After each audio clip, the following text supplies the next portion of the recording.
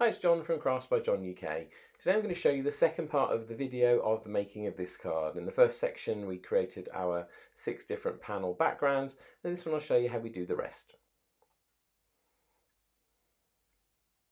I've sped up this video. You can see it's a Uniko stamp set with a cute bee and a hexagonal honeycomb. So I'm stamping that first of all on each of the panel backgrounds that I made. You can see I'm doing it with a simple acrylic block. This is not crucial stamping. If I screw one of them up, it doesn't really matter. I've got spare colour panel to play with, but as you can see, the stamp stamped perfectly. It's very, very good quality for Uniko, so no issues there. First of all, I've stamped all the honeycombs, and then I'm just going to stamp a whole load of the bees. I'm probably only going to use 3, but I decided I'd stamp a load anyway because this is one of my favourite stamp sets at the moment, and I'm sure I will be using the bees again soon. They are super cute. So I've got my 6 different panels, I've got my bees, and what I've done with the bees, because I'm going to colour them in, I've actually put them into some clear ultrafine wow emboss powder, and then I'm going to heat set them with my heat tool just so that they have got a nice black glossy finish, but also I've got an edge to colour up to when I colour them. So I will just put a little bit of yellow on the body just to give them a little bit of interest. Now the next job is the bit I hate. This is fussy cutting, which is my nemesis. I absolutely hate it. I'm not very good at it, although I have got better over the years. But I'm a man. I've got big fat man fingers, and it's quite difficult for me. So anyway, I work my way through the fussy cutting. It's a kind of a chore. I know how to do it. I just don't really have the patience to do it. But anyway, what I'm going to do is just cut out each of those. So I'm cutting each one down in size to make it just more manageable, and then going usually for the straight edges and then the cuts in between. So I've got to work my way through all of the different colours. When I think about something like this, it just gives me a feeling of dread, but it's actually not as bad. I can kind of do it, work my way through it and get through it. So it doesn't take me too long to do these. I know this is sped up a little bit, but it really didn't actually take that long, and they looked quite good when I'd done them. And this is the good thing about this stamp set. The hexagon looks like the head of a flower, but because it's got a symmetry to it, you can then butt different parts of it up to one another.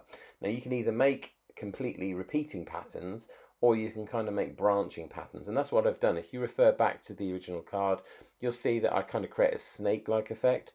I have made other cards with this where you kind of branch off in different ways by butting up the hexagons to one another, but don't create any kind of pattern or repeating shape, and then you end up with a kind of a mishmash on the page, which actually looks really effective. So anyway, I did harangue over whether to colour in the area between each of the smaller hexagons, so I would have coloured in the middles, but then I thought that's going to make it look like 6 or 7 different pieces rather than a hexagon, which is what I wanted. So I did decide in the end not to do it. This was the kind of thoughts that were coming to me as I was spending my time cutting out these little hexagons. But anyway, you can see, even sped up, it didn't take that long. Just a process of working through them. Anywhere I kind of overcut slightly and I cut into the black, what you'll see I do in a minute is get a Sharpie, turn them upside down, put them on a scrap piece of paper, and just trace around the edges. That way you add a little tiny bit of black to the edges. It also eliminates those white edges, which can be a pain if you're putting it onto colour. As it happened, I was putting it on white, so it didn't really matter. But you'll see how I do that with the Sharpie in a moment. I'm on the last one. This is the purple. As you can see, by now, kind of got quite good at it, so I'm fairly quick. Not a difficult process, just one that takes a little while, and it's quite repetitive. How pretty do they look, my 6 different colours. I then cut out my 3 bees. I've not bored you with that process. This is a piece of cardstock, and apologies this is slightly off the screen, but I kind of needed it near me to be able to see how I was going to lay it out, but you get the overall effect. I was trying to decide on the placement of the bees and also the hexagons, but then also the sentiments as well. So sorry this is off the screen. I hadn't quite realised that I wasn't working under the camera directly. So anyway, I decided to go down the side of the page. I'm using my stamping platform because I'm going to stamp my sentiment. There are 2 different ones I've used, as you can see when you look at the finished card. One says buzzing by to say, and the second one says hello. They are provided with the stamp set, but obviously you could put any kind of sentiment on here, just a happy birthday, hello, anything. So I've stamped those using my stamping platform. It was the first time I'd used one of them, so it took a couple of goes. There you go, buzzing by to say hello. I've then heat embossed that also with ultrafine clear embossing powder. That again just sets it, gives it a nice gloss, and it looks nice on the page. So I stamped it. I'm not going to put loads of layers on this card. But I just wanted the sentiment to be on that back panel, and then I'm going to mount everything slightly above. So again, I'm probably going to work out where I'm going.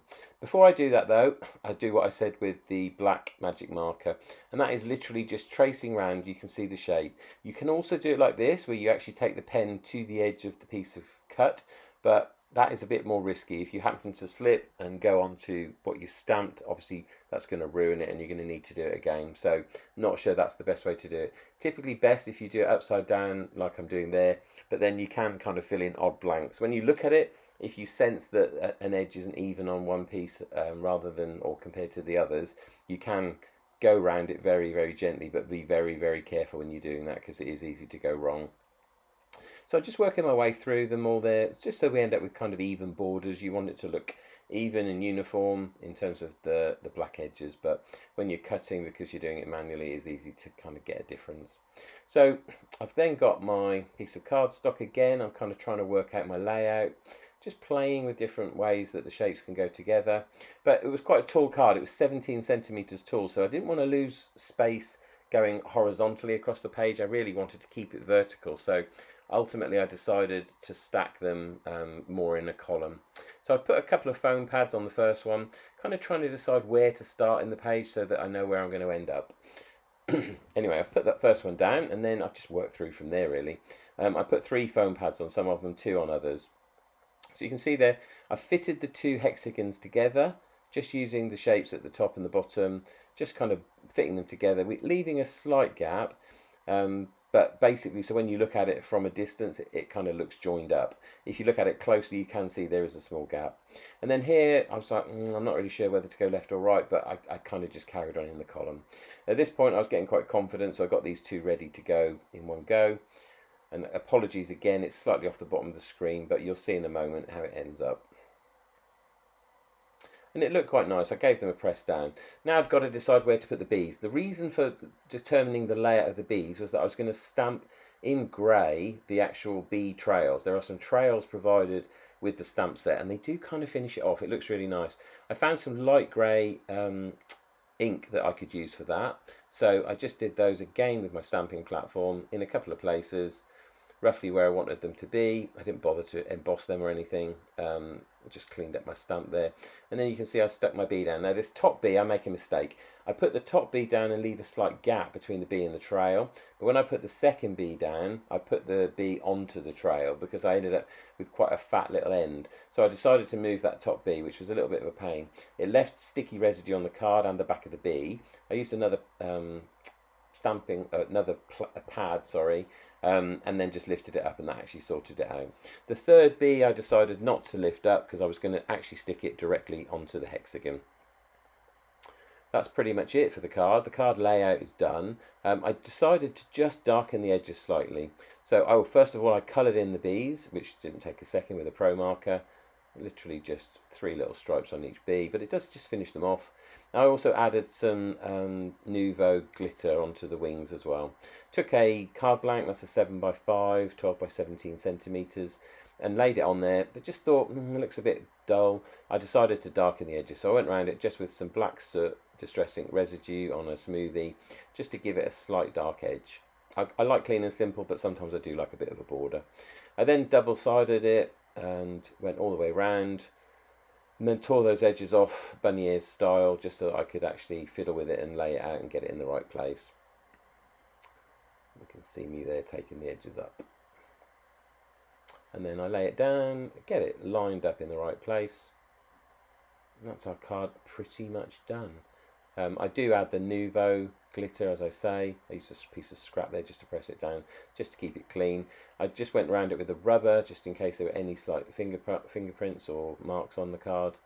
But that's it, pretty much done. This is now the Nuvo drops, just putting them onto the bee wings. And they do give it a slight glisten, which looks quite good with anything transparent. They're very good for that.